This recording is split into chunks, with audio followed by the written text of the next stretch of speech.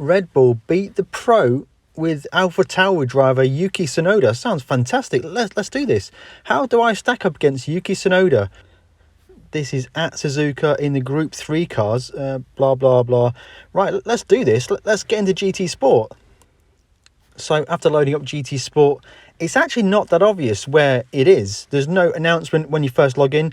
But if you go into sport mode, down to time trial, and you will see when it eventually loads.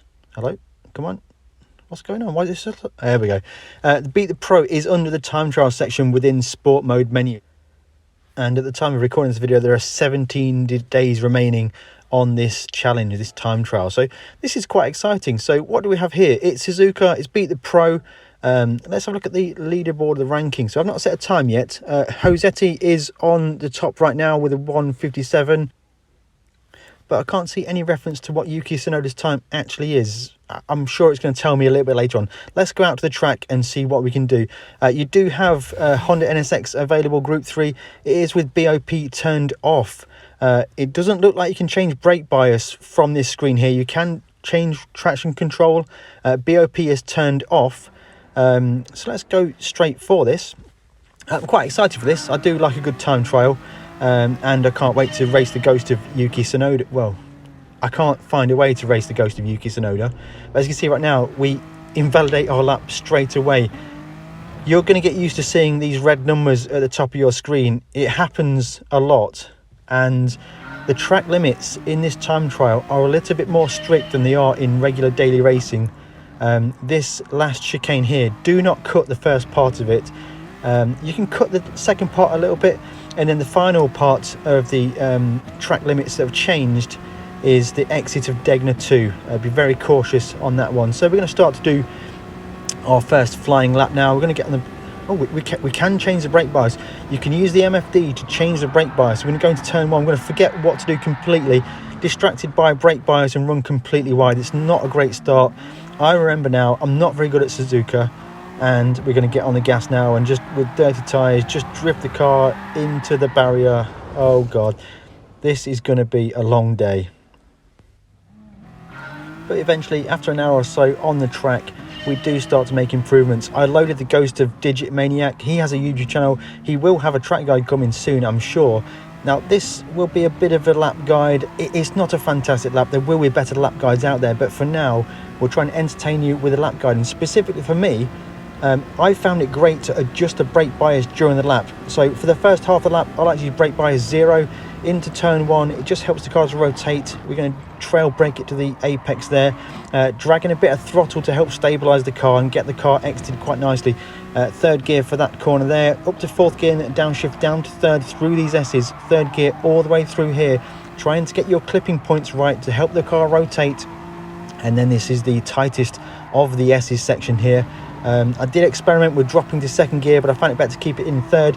Here is cautious not to run wide on corner exit. It can get sucked off, the typical Suzuka suck off on the outside of the track there. And then for this corner here, Gr3 1, brake a bit earlier, down one gear, throw it into the apex, brake early for here, keep it in third gear, do not run wide. Here you can pick up a penalty. In daily racing, track limits is much more relaxed there. At this point here, I switched brake bias to -2 to the front to help to control the car from over-rotating through this corner. First gear through the hairpin there, and I leave the car with forward brake bias for the rest of the lap. It makes the car much more stable into spoon, and also through the final braking zone here. So lining up to go into spoon, I found generally with this NSX, just brake a bit earlier than you would normally. Down to third gear through here, again just floating the car, a little shift to second and then back up to third pretty quickly after that. Because BOP is turned off, the way this car drives will be quite a bit different to what you will be used to in a lot of daily races in Group 3. Approaching 130R now, and you have to have a significant lift here. I leave it in fifth gear, I don't change up, I lift, turn in and just brush the outside of the track here. Brake a bit earlier than you expect for the final chicane. Don't cut the first part of the chicane. And then you can cut a bit more of the second part here. If you're on a good lap, run it close to the wall and drive it to the line. We're going to get across the line in a 1:58.8, and I'm quite pleased with that. But is that fast enough to beat Yuki Tsunoda, F1 driver for AlphaTauri? And let's try and find out. It's put me 24th on the leaderboard, so that gets me on the first page at the time of recording this video. But where's Yuki Tsunoda's lap time? This is a Beat the Pro race or event. I've got no one to beat. Where's the pro? Where's the lap time? Let me know in the comments below, guys. Have you found Yuki Tsunoda's lap time? I haven't yet. And why can't we race his Ghost?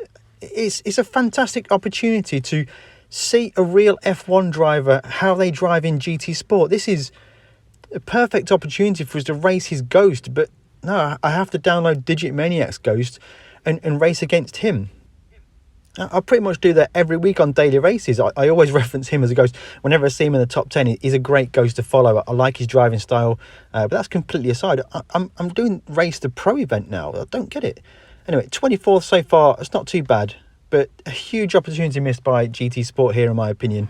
Now, I do appreciate everything that GT Sport do. This is free content for us to do, but I feel like it's just missing something. Perhaps before, from the previous Beat the Pro event, a lot of YouTube guys, they just beat the pros lap times within like 30 minutes of doing it, or 6 laps in some instances.